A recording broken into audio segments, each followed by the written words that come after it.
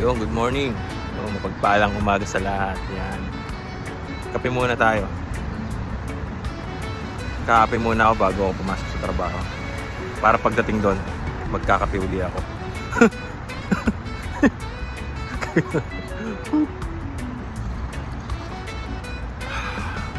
Bali, kape na yung nagsisilbing oxygen sa buhay ko. Hindi na yata ako mabubuhay na walang kape. Bye. Second days na nung ginagawa kong treatment sa buhok ko yan. Yan, kung nakikita nyo yan. Nag-headband na lang. Ano ba yun? Headband o hairband? O basta yun na yun. Yan. Na-hairbandan ko para hindi siya, alam mo yun, ma-irritate sa saklob pag lagi ka nakasaklob. Time check kung may oras pa. Yun, may 5 minutes pa ako. Yan, kwentuhan muna tayo. Yun, sana effective naman siguro sana, inshallah. Yan, gumana. Yan. Tsura, kaya tinanda ako dito. Yung hairline ko tumaas na.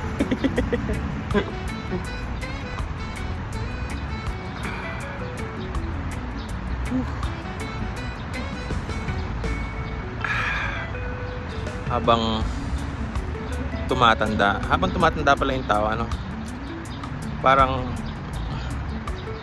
mas pinipiliin mo yun tahimik, yung mas maunti yung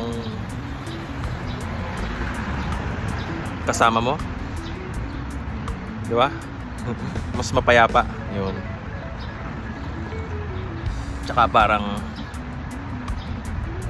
nagiging mapili ka na sa magiging kaibigan mo.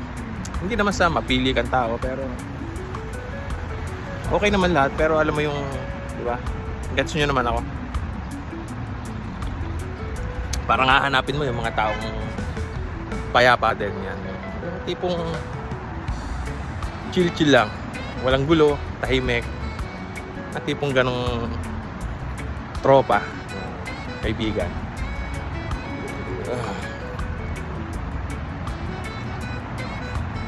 Kahit nga mag-isa ka, solo, okay lang din.